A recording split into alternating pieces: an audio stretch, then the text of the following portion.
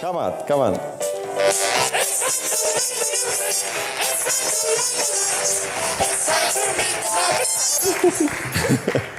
Hello, mate. How are you? Muppet Show. Thank you. Thank you. Thank you. Right.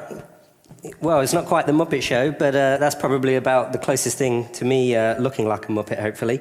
Although you can judge for yourselves after the talk whether or not that's true. But no, thank you all for coming to hear me again at UX Poland. It's lovely to be back. It's been a great conference so far, I'm sure you'll agree. Some really, really nice talks. Very inspiring, and certainly under the umbrella of this year's theme of Experience Everywhere. And as just mentioned, I've spent the last year since being here working at Riyadh Bank in Saudi Arabia as the VP for Customer Experience, and also with a London-based CX consultancy firm called Seren. And the story I'm going to tell you is what we've been doing over the last year. Since I was here last in Warsaw, which was a fantastic experience coming to Poland for the first time and taking part in such a fantastic conference. It was a really, really good time, and so I didn't, of course, hesitate at all to accept the invitation to come back. I had such a good time, in fact, that I decided to bring my wife along this time. She's over there hiding in the corner. And yeah. You know, I said to her, I said when I invited her to use her experience in Poland, she said she doesn't have any experience in Poland. And I said, it doesn't matter, it's fine. You know, we're going to Warsaw, it's the city of shopping. And I didn't think she understood that I meant Frederick the composer and not handbags and high heels. But anyway, she's here nonetheless. And, you know, I'm sure I'll get some stick for that one later. So yeah, last year I spoke about Formula One and told a story about how I thought the similarities in the sport of Formula One were very similar to what we do in UX, certainly around user-centered design. So I thought I'd tell the story of what I've been doing in the last year under the header of Experience Everywhere, which was how we exported the idea of customer experience to Saudi Arabia, in particular Riyadh Bank. But actually, this story is really about my journey as well, and my experience everywhere through the Middle East. And this story concerns hobbits. And, you know, about hobbits, I mean, I'm not actually from the Middle East, as you may know, but I am from the Shire, Nottinghamshire, actually, in England, which is very much similar to Hobbiton in the story of Tolkien. And it's a lovely place, and you know, it's a nice, safe environment to work in England, and we have fantastic UX industry, and you know, we're innovating right on the front end, and it's just lovely. But actually, despite being in the east of England, the East Midlands, in fact, I thought I wanted to experience more. I wanted to, you know, see really what more we could do as an industry, as a profession, and as designers, and really come out of my own comfort zone beyond what we take for granted sometimes as digital professionals in particular. So very much like Bilbo, I decided to leave the Shire and embark on my own unexpected journey. So I'll talk you through the three parts of that journey through the Middle East. And the journey that we took, or I took, you know, along with other people, it started in the Shire, and as you might expect, you kind of start to venture out of your comfort zone and experience new things as you come across them. And the first stop that I made on the way to the Middle East, as you would probably expect, was Rivendell, or otherwise known as Dubai, which is, you know, a very beautiful place, and you know, nice and safe again, and very cosmopolitan, and everybody there's open-minded, and you can do new things and innovate, and it's all just very cool, right? So actually, this was a fantastic introduction to the region, and I thought, you know, this is you know, brilliant. We can do all sorts of innovative, cool stuff, and they'll splash out money, and you know, great projects, and innovate all the way. And it was really, really good fun working in Dubai, and you know, working with that cosmopolitan crowd and meeting new people, introducing concepts around service design and design thinking workshops, and working with agencies like Havas Media, who are extending into that region, and also helping them to take the user-centered design methodologies that either I've been working with or you know, you guys as well, and really just immersing myself in that community and becoming a part of it and trying to understand what it was all about. But actually, having done that for a little while, and as I said, it's kind of still feel a little bit similar to what we'd experienced in the UK and in London. And it dawned on me that actually, if I was really going to challenge myself and experience the Middle East or new cultures and new environments, challenge myself as a designer as to what that could do, I was going to have to venture further in and cross the Arabian Peninsula and into the Misty Mountains to face really what it means to design in that region. But I didn't take that journey alone. I came across a CX consultancy firm called Seren, who were embarking on a very similar journey at the same time around how to actually go into the Misty Mountains to take on a dragon. And every good story needs to have a dragon, as you know. And together we set about the desolation of Smorg. In our case, Smorg wasn't actually a dragon in the real sense, but it was a bit of a beast that we had to deal with. And in this case, the beast that we had to take on together was Riyadh Bank. So banks can be a bit of a beast. So those of you who've worked in the banking industry will know that. They're, big corporates, and in particular with Riyadh Bank, it's a very established bank, very old bank, very traditional ways of working, traditional ways of thinking, a very traditionally old building in the oldest part of Riyadh town.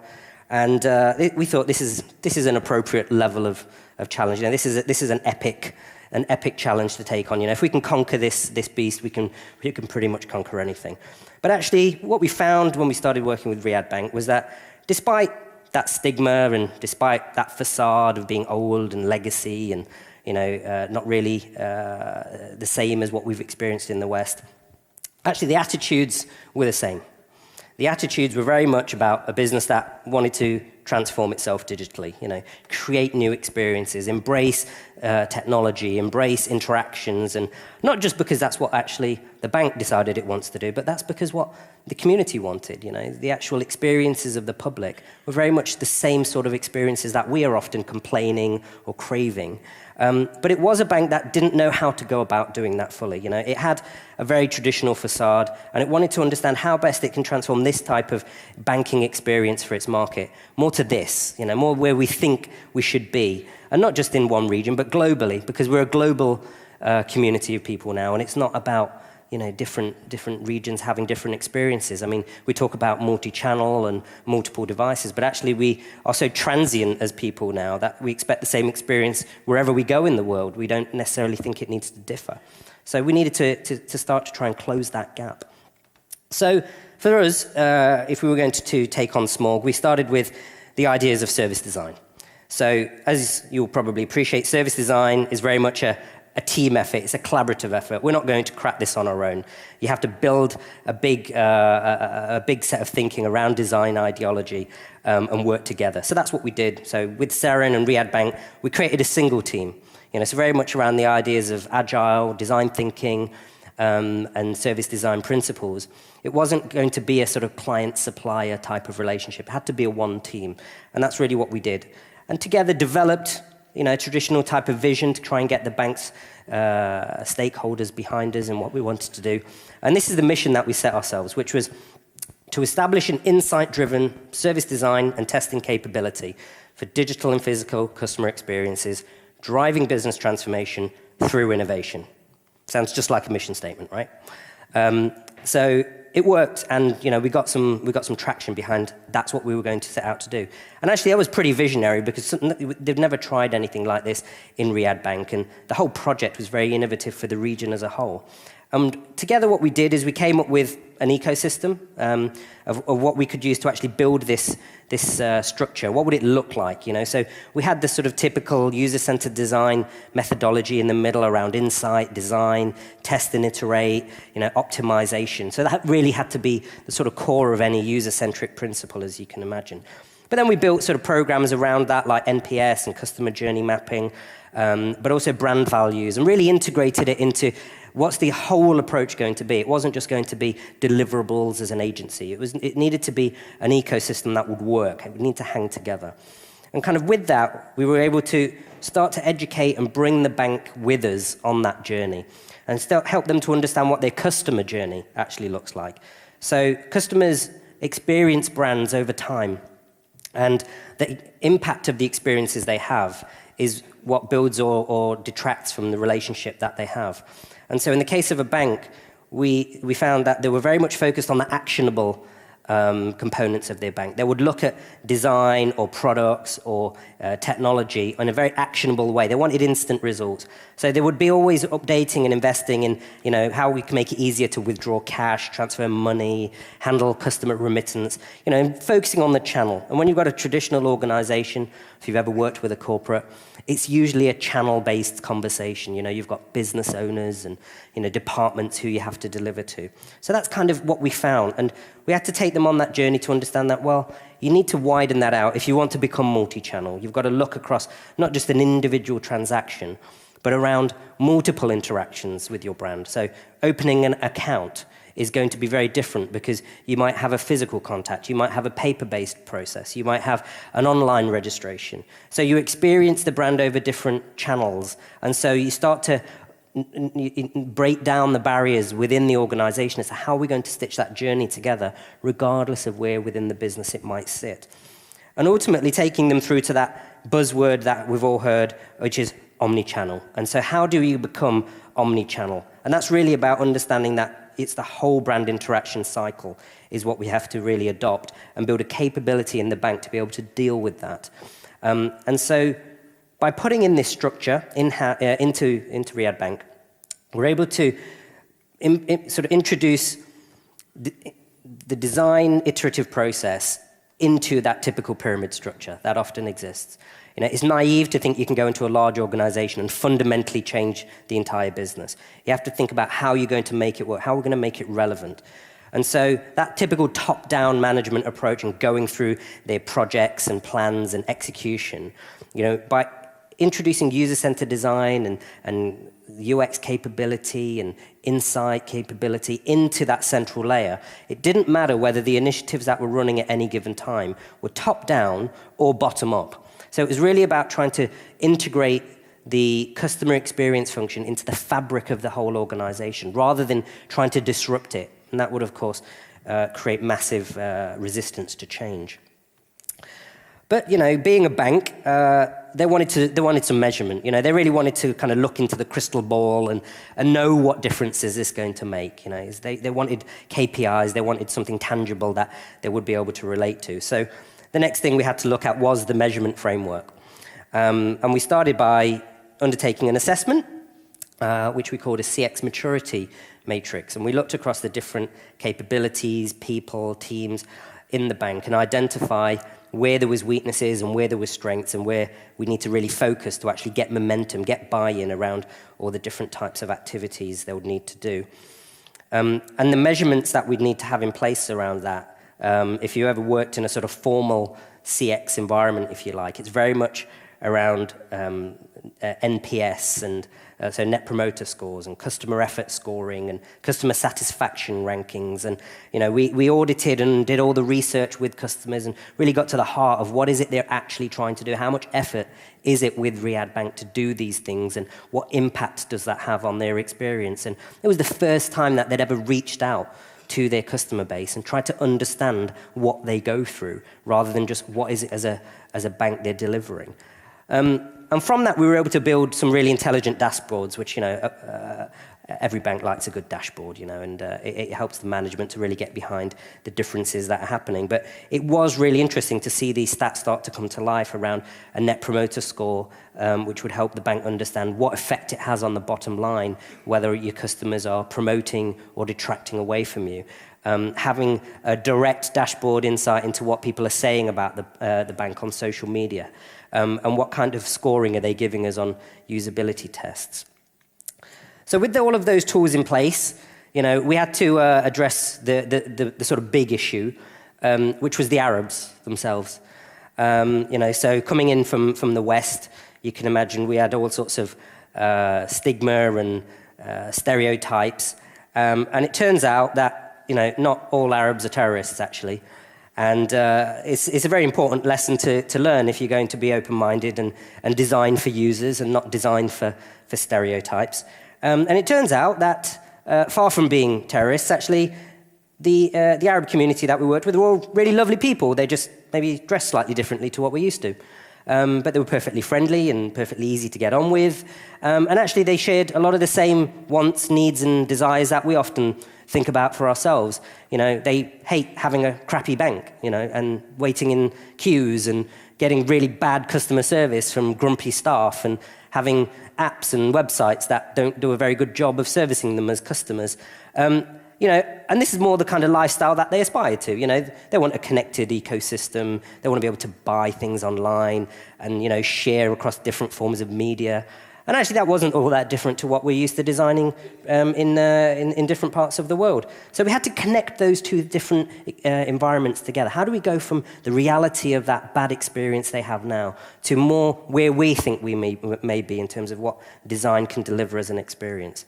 So we used the humble persona as a way to start building that empathy within the bank. And building personas around those characters, those needs, thinking about the attributes and how we can actually get people within the bank to think about their customer was a really, really powerful tool. And I know a lot of people have got different opinions about whether or not personas work. They always work if you use them properly, which is if they're really based on understanding people, if you socialize them in an organization, and you bring them back to life, and you really use them to characterize the experiences of your customers all the time. If you just kind of design them and put them away in a desk or in a dusty corner somewhere, then of course they're not going to make a difference. But then, using that, we were able to really understand who our market is, and we started inviting customers into the bank and talking to them. It sounds bizarre, but if you've never actually done that, it's always an enlightening experience. And asking them, what do they like? What do they think is cool? And getting them involved in workshops. Now, this is a society that is really not used to collaborative work. It's very individual, and people are very sensitive or have a bigger awareness of their own privacy, or there's cultural differences and religious differences. But if you understood what they want and how they work and how to communicate to them, actually as people we're always willing to collaborate. We always want to share an experience. We love to hear that somebody else has had the same problem we have, and together how we might solve that problem. And we were really able to bring that voice of the customer into Riyadh Bank, which was fantastic. And with all of that knowledge and all of that sort of empathetic insight building up, we were able to use service design tools like journey mapping and actually map out both the as-is experiences that customers are having and modeling out what their to-be experiences of the future might be. And that would lead us to making things usable, And usability was the next challenge that we wanted to make sure we addressed across the touch points that they had. But before we could do that, rather than just heading straight into design, we wanted to build a capability. This is really what our whole project plan was around in building a CX team. And we actually got the bank to invest in the first major usability and customer experience labs in the Middle East, and definitely within the Kingdom of Saudi Arabia.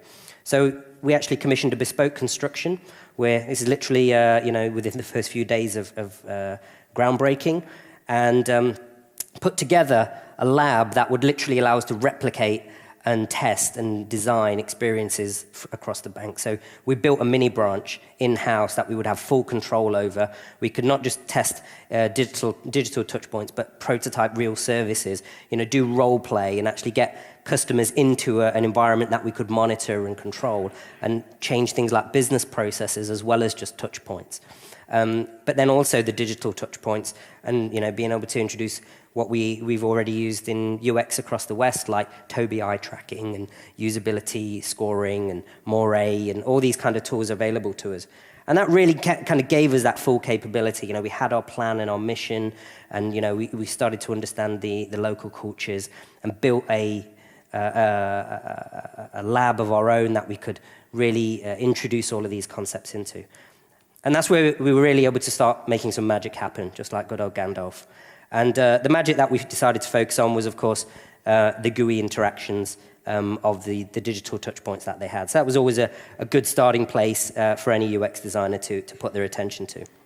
So, as you might expect, we picked up our Axial toolkits and started prototyping environments and building libraries and UX patterns and thinking about some of the good stories that we heard earlier today around consistency of design and continuity of experience, and really started to introduce that into the digital roadmap. And transforming what they had as a legacy website into a responsive design that would be appropriate across different devices, different touch points, and using a graphic style that really represented the tone of where the actual Arab market was. So rather than that traditional stereotype that we're used to, really trying to bring the customer experience back to life and showing how a bank plays a part of our consumer experience.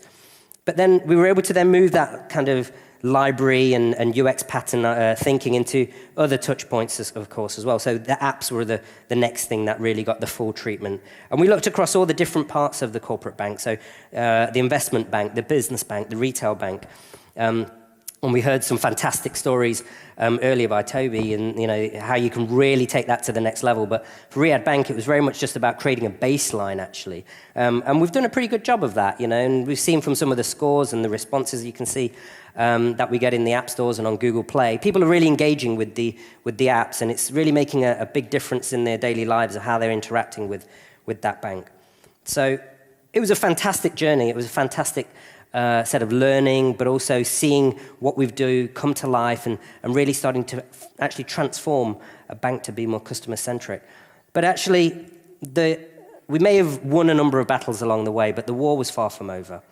And so there was one final part to this story that we needed to address, which was, how do we actually confront the big battle of adoption and ongoing change? And actually, all of this work that we'd done so far was very much still a client-supplier relationship. So even though we did it collaboratively, there's always going to be that tension about what are you being asked to do, what are you being paid to do, and what's your scope able to deliver. And actually, we wanted to flip that back on its head, or certainly I wanted to flip that on its head, because I didn't like the idea of fighting my client and fighting the bank and taking that sort of aggressive approach to every idea and every project. I think in order to really make a difference, if you're looking at transformational change in a large organization, you've got to become one of the team, I think. And so that's exactly what I did. I actually joined Riyadh Bank and moved to Saudi Arabia and took that leap of faith and actually committed myself to being part of their team moving forward, and built a team around me of like-minded people and people who could bring new ideas, but also people who understood the business as it was today, and really challenging some of the conventions and stereotypes that were existing even within the organization, including both men and women, people of different nationalities and races, colors, religions, everything like that, because that really is the fabric and the makeup of society as we understand it.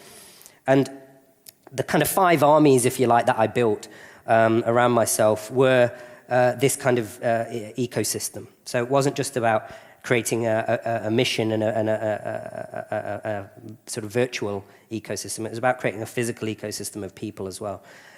So we had a team for customer insight who would take care of ongoing voice of customer, NPS programs and customer surveying. We had a design and innovation team which would use service design and design thinking principles to either audit or improve services the bank could offer. We had that testing capability built around the labs, but then also operationalizing that and thinking about change management, and having advocates who would shape the adoption and culture into the bank, and then also build it into business process. So a real kind of tightly knit circle that would allow the bank to take on all of this new thinking, new tools in-house, and not just have a typical consultant sort of deliverable produced and it doesn't marinate itself into the fabric of the organization. And that really became the one ring that ruled us all. And on an ongoing basis, you can keep it as simple as that by just having that kind of central philosophy and making sure that that's really what guides you. And what I found over the process of this journey is that it didn't just change Riyadh Bank and the culture of Riyadh Bank, but just like Bilbo in The Hobbit, the experience changed me. And I really opened myself up even further as a designer, I think, to new experiences and what it means to challenge yourself as a designer, think about different experiences, but also use any knowledge or levels of access that you have.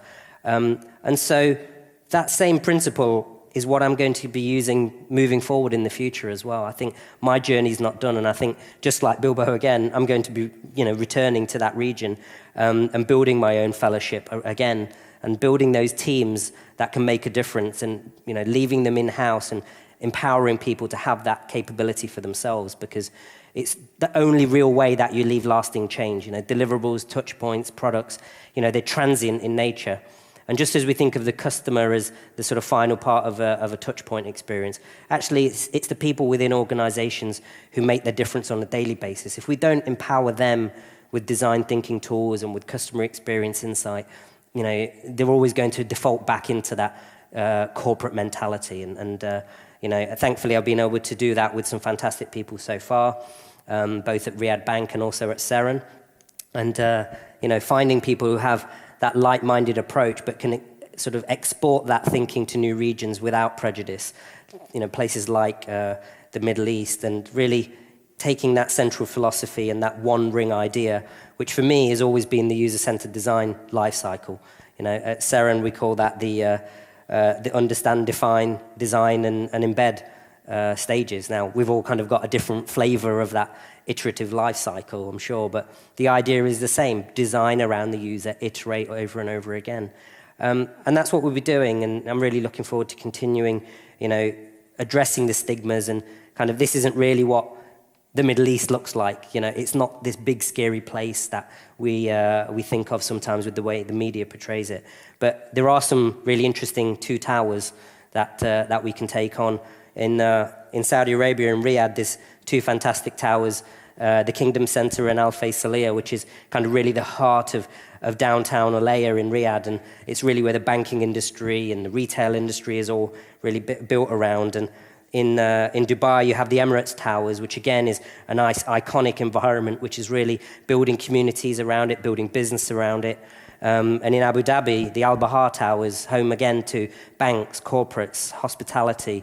And just by being open-minded enough to look at things in a different light is really where I think challenges are not so challenging, and actually we can take the same approach as we may have done in the Western world. But the most important thing that I'm looking forward to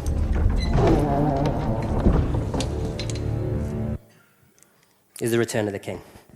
Now, of course, I don't mean myself returning to the Middle East by any means. I'm certainly not a king. But I mean the customer, because the customer is and always has been, the true king. And if we're going to return the king to its rightful throne, then we need to be open-minded enough to realize that we shouldn't just export our own Western ideology into the Middle East, because we've all seen how successful that can be. But actually understanding that in order to design for the Middle Eastern market, it's the same as designing experiences for everywhere, and that's just being open-minded enough to treat people like people, design for their needs, and leave behind a lasting impact. Thank you very much.